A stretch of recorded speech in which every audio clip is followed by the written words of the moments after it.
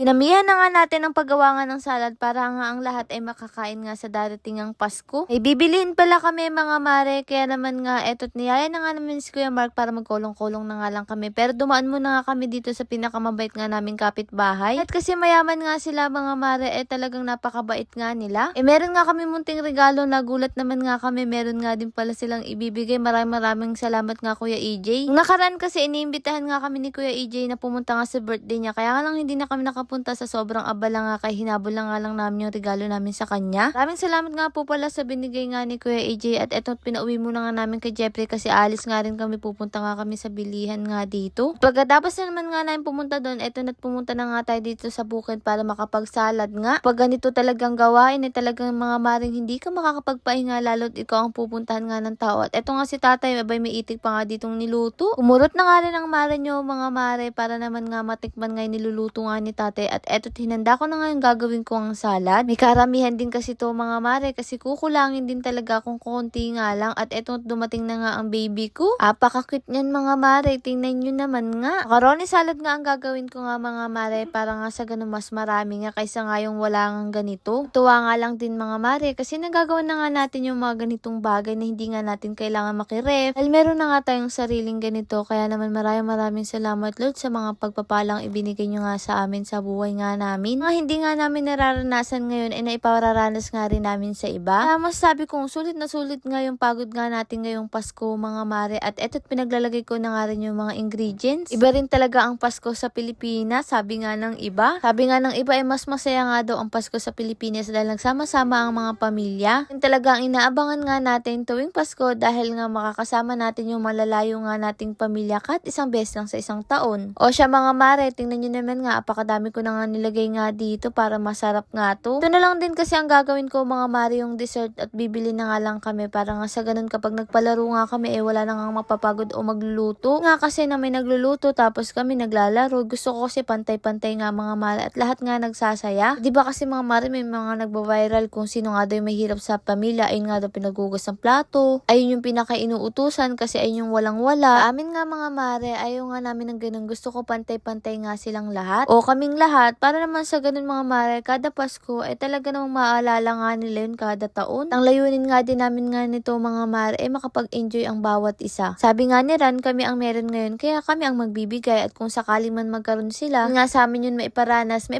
nga rin nila sa ibang tao. Kita nga lang namin yung mga bawat ngiti nila at pasasalamat, masayang-masaya na nga rin kami dun. Mga mare, pinaglalagay ko na nga dito sa Tupperware para nga mailagay na nga sa ref. At may simple nga regalo rin kami dun sa kapitbahay nga namin sa kabila kasi mababait nga sila dun, kaya naman eto't binigyan ko na nga rin. Sabi ko nga kila Alvin, ibigay na nga to para nga magamit na nga rin nila sa Pasko. Kasi kami mga mare, basta mabait sa amin yung tao, mas mabait nga kami sa kanila. Serve nga nila yun dahil sobrang bait nga nila sa amin. At eto nga si Kuya Pete at si Kuya Alexis nga pinagbigyan nga natin dito. Basta salamat lang naman nga natin ito sa kanila. At eto nga mga mare, kinagabihan ay nasikaso ko na nga rin yung mga palaro nga natin. No kaya makakabunot nga dito ng 5 kilong bigas mga mare at 250 pesos. Alam ko naman nga na hindi to kalakihan tulad nga ng naibibigay ng iba kasi ito lang talaga ang kakayanan nga namin ngayon. Pero kapag naman nga mga mare, meron tayong sobra-sobra, kapag nga sa susunod na taon, mas malaki nga ito mga mare. Pero eto nga't may kasama nga dito 5 kilong bigas para magamit nga rin nila. Para yung ibibili nga nilang bigas, pambili na nga lang nilang pang Noche Buena sa darating ng Pasko. Lord, maraming salamat sa lahat ng blessing. Siyempre sa inyo mga mare, paano ba yun? Bukas na ulit.